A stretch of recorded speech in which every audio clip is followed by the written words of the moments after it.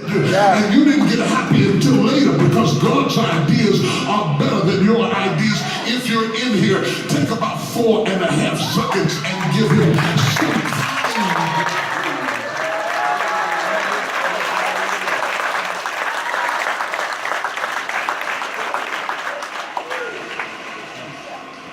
It is when I stand on the banks of the scripture and peer into the depth of the watery pool of its truth that I begin to recognize that God is working a strategy not only for the benefit of Philip's resume, that Philip might include this potentate, this political potentate of Ethiopia on his resume of accomplishments. It was not so that he could brag on Facebook that he had met some of the aristocracy of Ethiopia. It was not God's intention that he would be able to invade the political frontier by touching the queen's right-hand man. No, it is far deeper than that. It is deeper than the eunuch who has abstained himself from the lust of the flesh and given himself over to celibacy in such a way that he has become a candidate for this opportunity. That is not so much the point. What I am amazed by is that when God thinks you're special, he will send people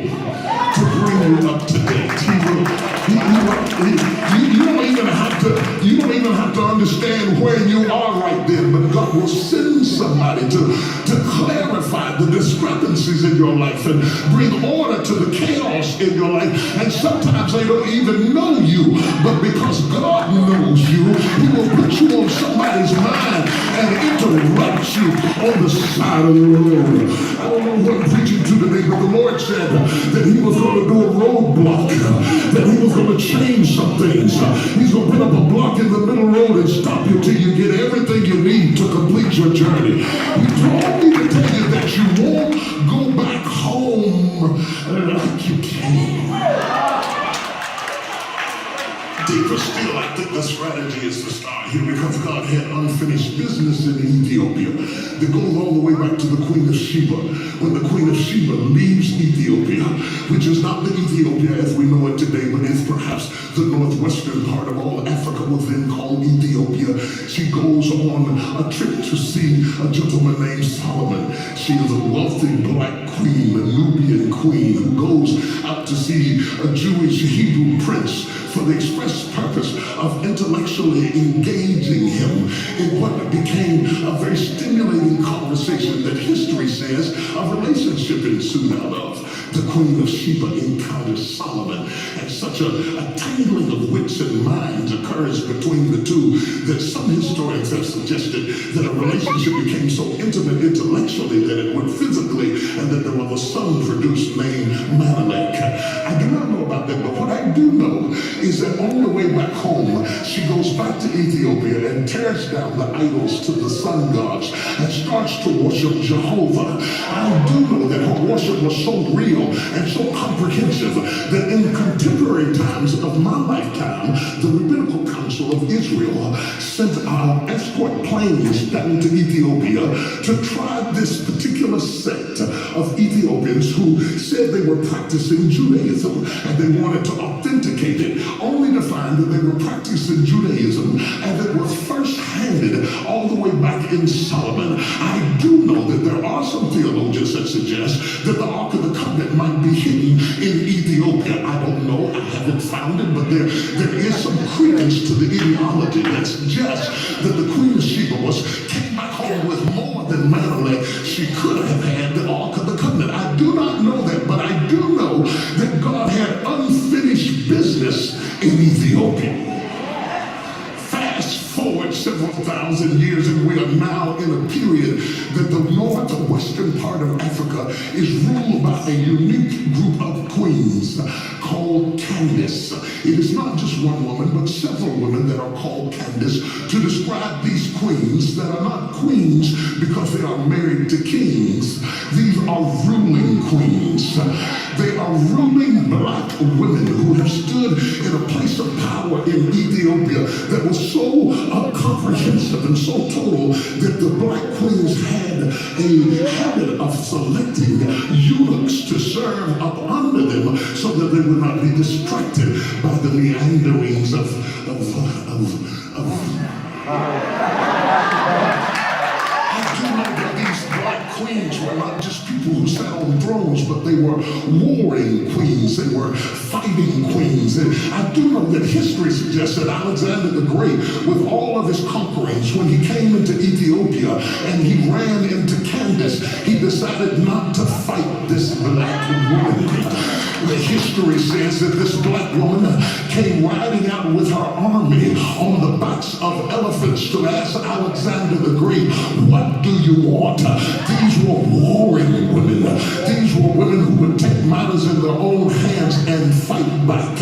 I only mention it in case there are some warring women in this place today.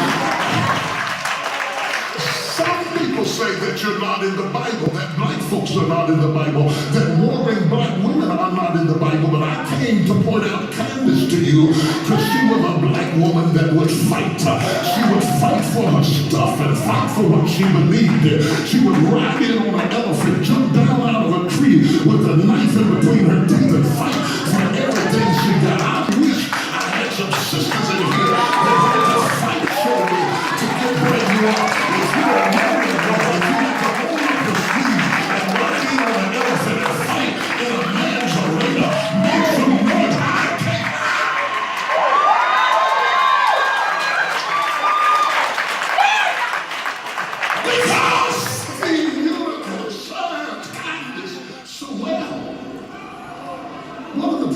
that she had extended to him was the right to go to Jerusalem to worship. The only reason that an Ethiopian would go to Jerusalem to worship is that this is the hangover experience, perhaps, of the Queen of Sheba, who had established a new form of worship in an Ethiopian country, and now he gets to make the distant pilgrimage to go to Jerusalem to worship. And when he gets there, he finds that there is an unrest in Jerusalem, that there are schisms that have risen amongst religious people because there is this character that has come to Jerusalem and he has walked up and down the streets of Jerusalem. The cobblestone streets of Jerusalem have his sandal print on it, where he has gone to and fro, interrupting the affairs in the city. He has gone to the pool of Bethsaida and upset the sick people with healings and deliverances that were out of character. He has arrested a storm in the middle of a tornado and said, peace be still. And the winds lay prostrate in the floor and the waves collapsed upon his anointing. He ran a revival in the desert, ran out of food and took a little boy's lunch and turned it into a smorgasbord and fed 5,000. He stopped the funeral in the middle of the funeral procession, laid hands on a casket and caused a dead boy to get out of the casket. He went to the graveyard and told him to roll the stone away and told the dead man named Lazarus to come out of the grave. And there was all kinds of noise about this man, Jesus. Jesus is in the city. When out of Jesus gets in the city, there will be disruption. We will not keep quiet. We will not go along with the status quo. We will not try to fit in with the boys and the fellas. Away with this peaceful Jesus you've been serving. The Jesus that we serve is a radical Jesus. He's a wild Jesus. He's a Jesus who will come in and wreak havoc. He's a Jesus that will cause people to cut a hole in a roof and lower somebody down to get in the presence of Jesus. This Jesus that we're talking about will take water and turn it into wine. This Jesus that we're talking about will upset the city. Now the eunuch has come down from Jerusalem